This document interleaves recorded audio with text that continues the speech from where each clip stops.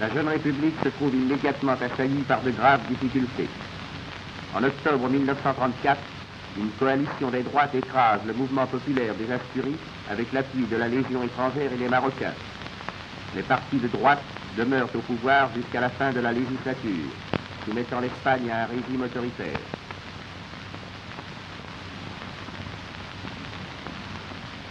Février 1936, élections législatives. Les femmes participent à la campagne électorale et votent en grand nombre, y compris les religieuses.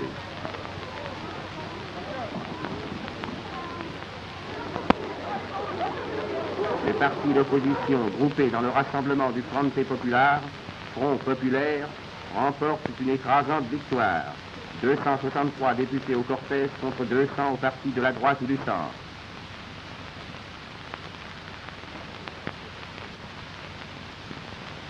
Largo Caballero, leader du Parti socialiste, se rend à une des manifestations populaires qui salue la victoire électorale du Front populaire.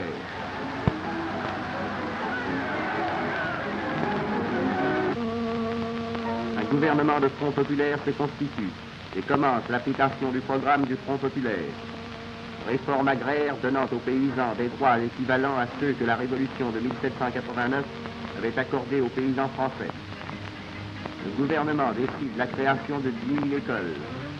Il met au point les droits sociaux, lutte contre le chômage, réforme la justice, reconnaît les nationalismes basques et catalans et vote l'amnistie. On voit ici la cérémonie de la libération de M. Companys à Barcelone. Avril 1936. Devant M. Azaña, président de la République, les troupes et les généraux prêtent serment à la République. Les généraux Mola et Queipo de Llano.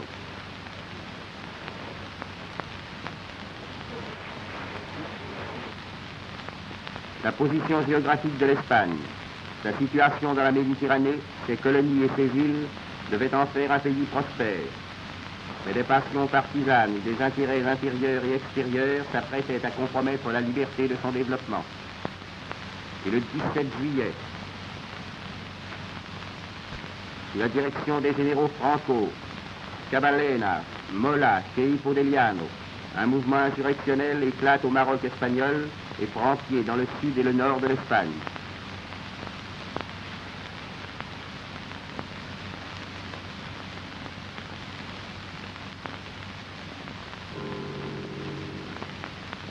Des armées entières de Marocains et de légionnaires passent le détroit.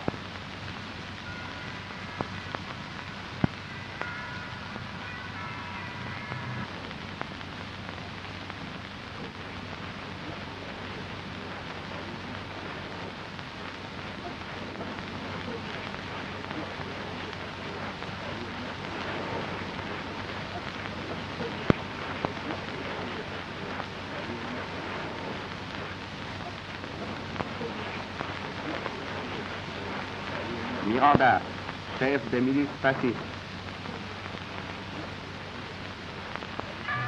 Le général Queipo de Llano, du haut du balcon de l'hôtel de ville de Séville, commence la série de ses fameuses harangues. Dotés d'un puissant matériel de guerre qui n'est pas entièrement espagnol, les troupes partent pour le front. Dans le pays conquis par les insurgés, une police rurale composée des propriétaires terriens est chargée de faire respecter l'ordre.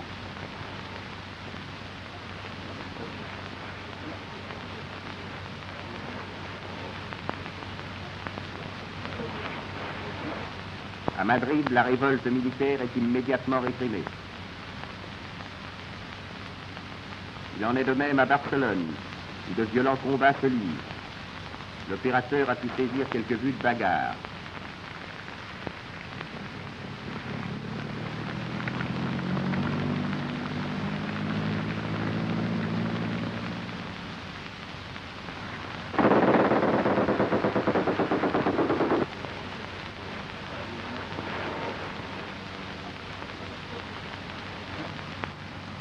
Les premières marques de la guerre.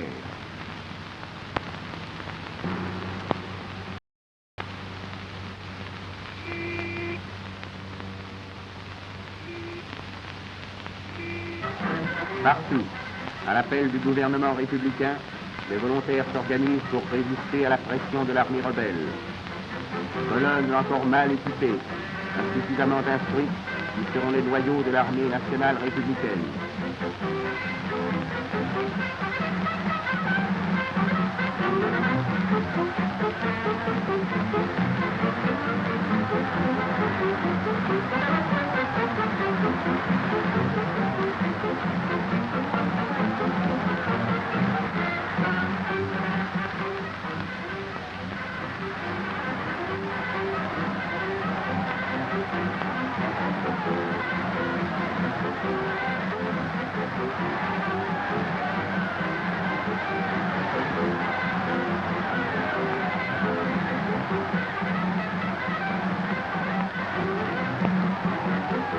Dans les gares, les foules enthousiastes saluent le départ des volontaires pour le front.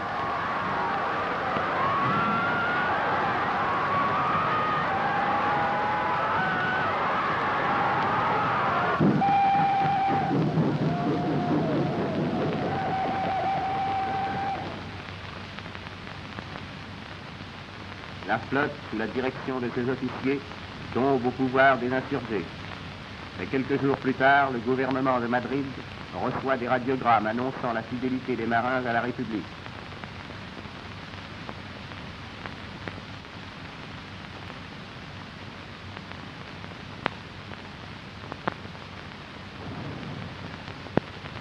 Le torpilleur Churuca canonne un hydravion.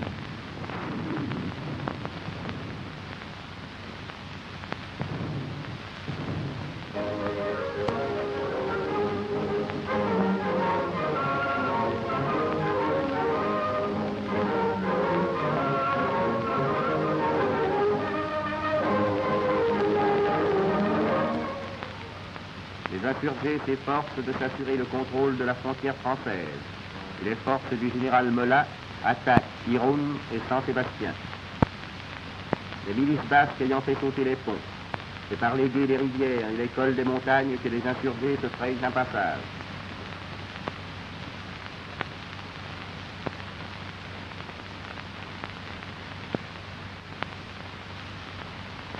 Un puissant matériel de guerre destiné à leur assurer la suprématie.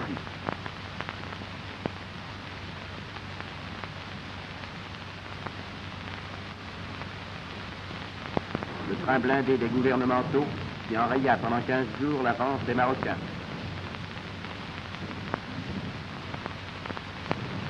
Une contre-attaque des miliciens basques.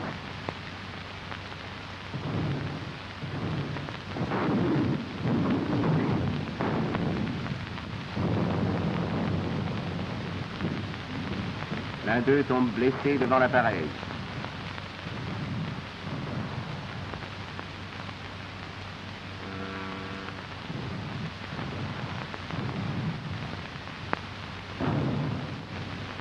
Disposant d'un armement supérieur, les insurgés repoussent peu à peu les milices basques.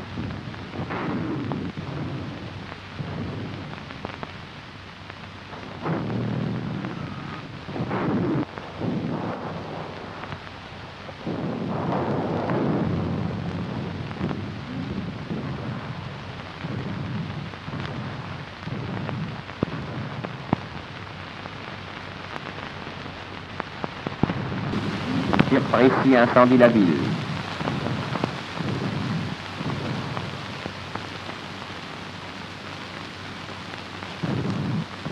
Et les derniers habitants fuient par le pont international.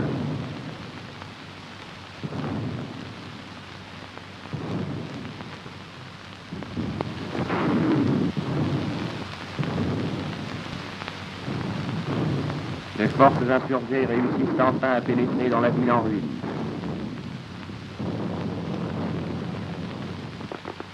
Les derniers défenseurs derrière des murs, dans une barque sur la Bidassoa, derrière un champ de maïs, manque de munitions. Ils doivent abandonner la lutte et se réfugier en territoire français. Et Irún continue de brûler toute la nuit. À la gare d'Andaï, l'exode pitoyable des habitants d'Irun, parmi lesquels des prêtres qui ont fui devant les insurgés.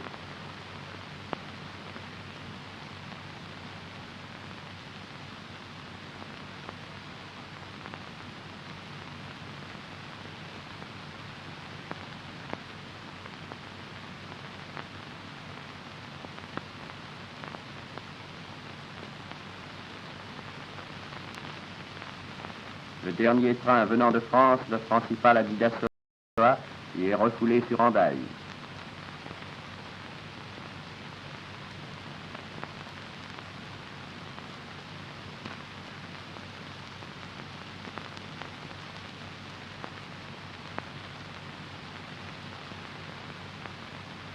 Par les trains, les bateaux affluent la foule misérable de tous ceux qui fuient devant l'armée du général Franco.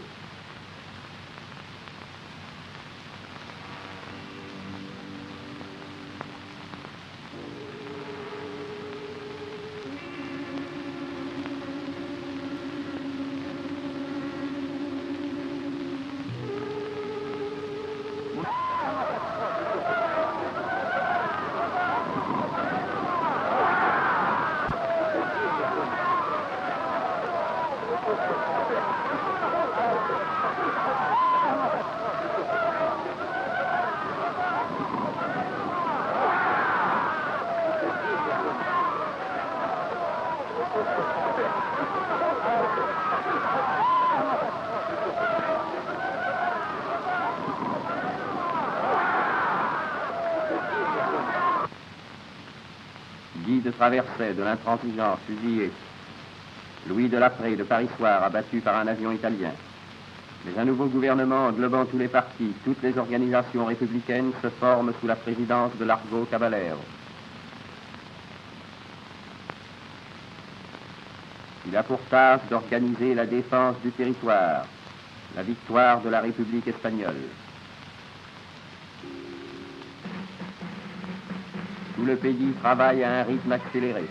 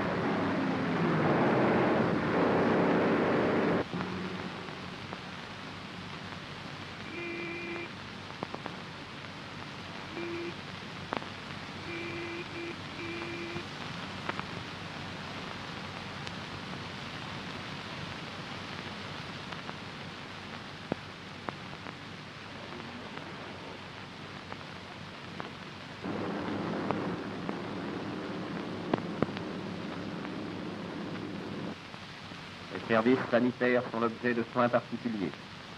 Il a fallu procéder à l'organisation des trains, des ambulances, des hôpitaux. De nombreuses organisations internationales ont tenu généreusement à s'y associer. Les écoles continuent de fonctionner. Les enfants des régions envahies trouvent auprès de leurs camarades un réconfort amical. Les trésors artistiques de l'Espagne ont été mis à l'abri de la destruction et sont gardés par des miliciens baïonnettes au canon. Sous la direction d'instructeurs qualifiés, se crée l'armée nationale républicaine, dont les bataillons partent chaque jour renforcer le front gouvernemental.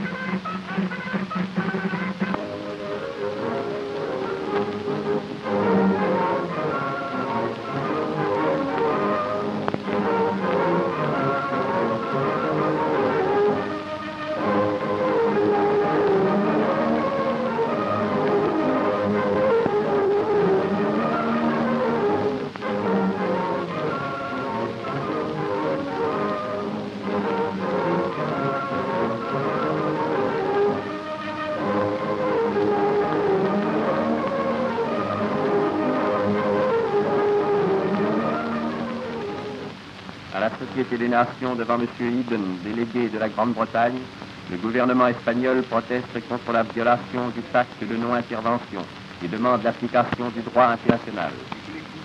M. Yvon Delbos, ministre des Affaires étrangères de France, défend avec M. Eden la politique de non-intervention. D'autant plus redoutable que dans certains esprits, une crise de découragement et de scepticisme met en cause l'efficacité de la Société des Nations. Notre premier devoir est de rétablir la confiance. M. Alvarez del Valle, ministre des Affaires étrangères d'Espagne, prend la parole à son tour. La force que le gouvernement espagnol représente et symbolise est la cause de la paix. Que la paix semblait un paradoxe cruel, mais c'est pour cette cause que d'un bout à l'autre de l'Espagne se battent tous ceux qui sont décidés à mourir plutôt que de se laisser arracher par la force et par la violence leur foi dans la démocratie et la liberté à l'intérieur, et aussi leur ferme adhésion à la paix comme règle suprême de l'action à l'État. L'Allemagne et l'Italie reconnaissent le mouvement insurrectionnel du général Franco et envoient leurs ambassadeurs à Burgos.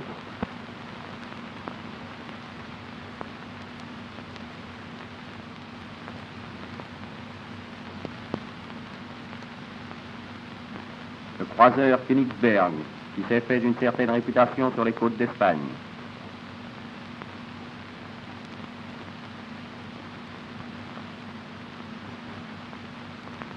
La flotte italienne cingle vers les Baléares.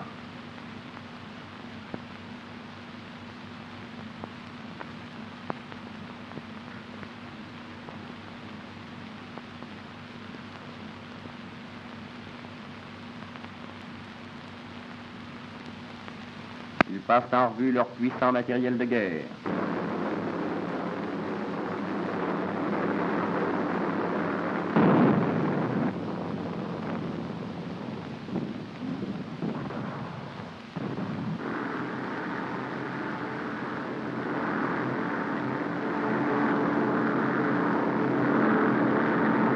Matériel qui trouve son utilisation en Espagne.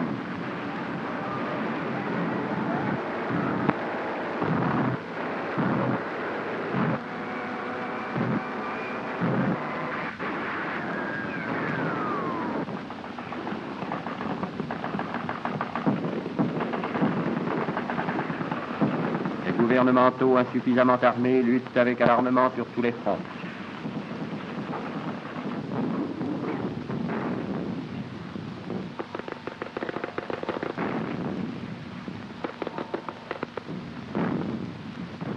Mais l'armement des insurgés a raison peu à peu de leur résistance.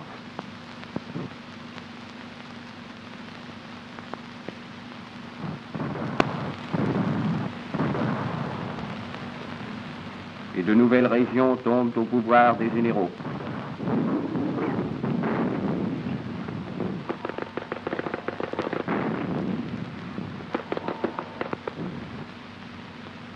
No pasarán, ils ne passeront pas. Mot d'ordre célèbre de Madrid. La Pasionaria, députée au Cortés, parle à Paris dans un meeting de solidarité. Del pueblo francés para con el pueblo español. El pueblo francés no olvide que la lucha que en estos momentos sostiene el pueblo español es la lucha por la paz, es la lucha por la libertad, es la lucha por la democracia. Solidarité.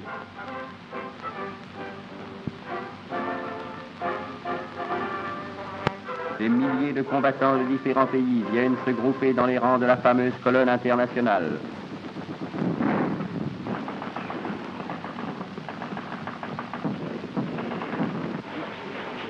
L'arrivée d'un bataillon dans les rues de la capitale espagnole.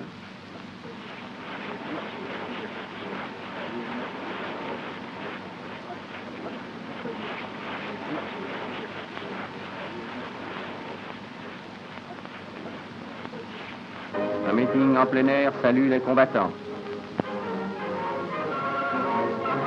Durruti, chef de la colonne catalane, 20 minutes avant sa blessure mortelle. Weber, général de la brigade internationale. Le conseil de défense de Madrid, dont le général Miaja est l'animateur.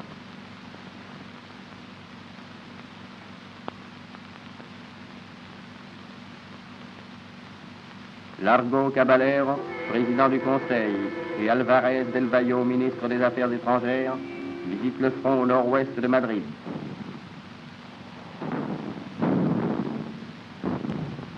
Devant eux, une attaque des gouvernementaux aboutit à la prise d'un village.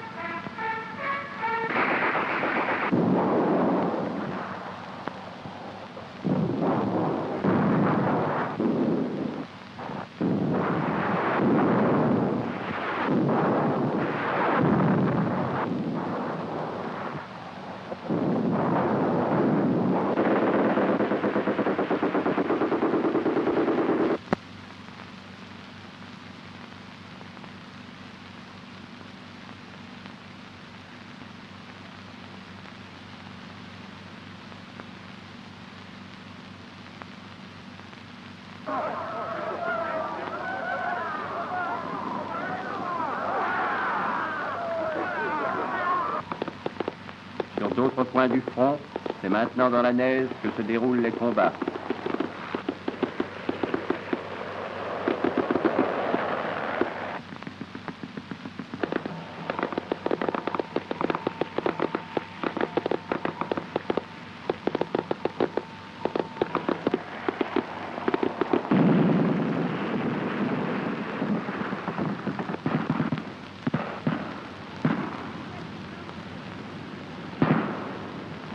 Madrid est devenu le Verdun de l'Espagne. Comme à Verdun.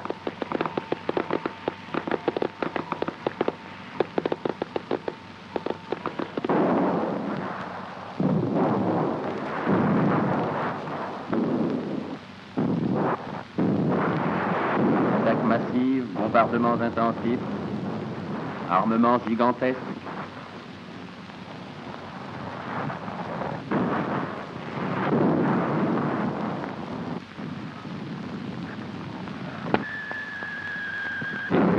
Escadrille.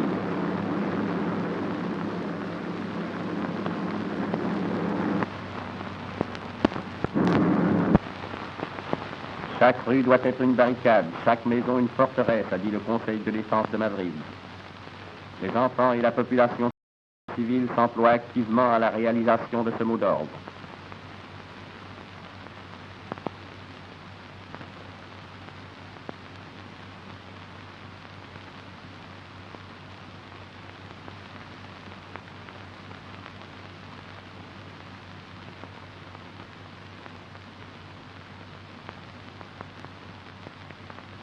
No pasarán, ils ne passeront pas. À quelques kilomètres, les lignes de défense de l'armée républicaine.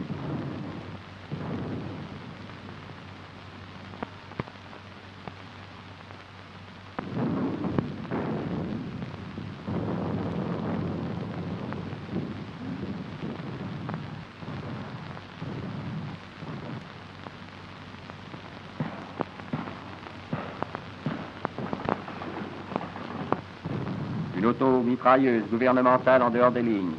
Un soldat républicain vient d'être blessé.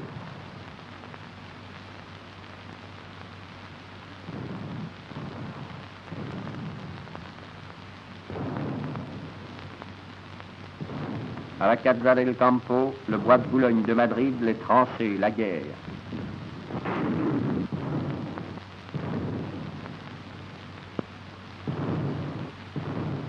Les parents sont venus aux premières lignes visiter le fils qui les défend.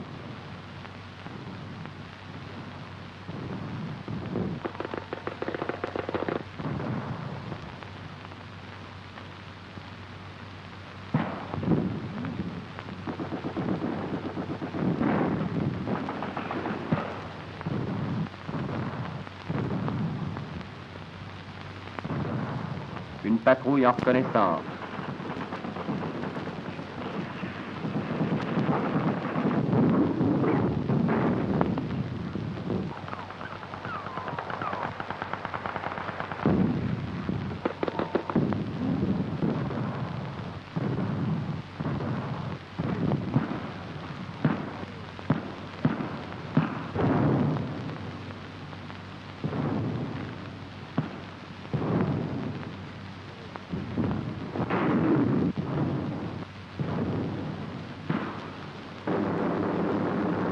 Pouvant franchir les lignes de défense, les insurgés ont recours à l'aviation pour s'attaquer à la population civile.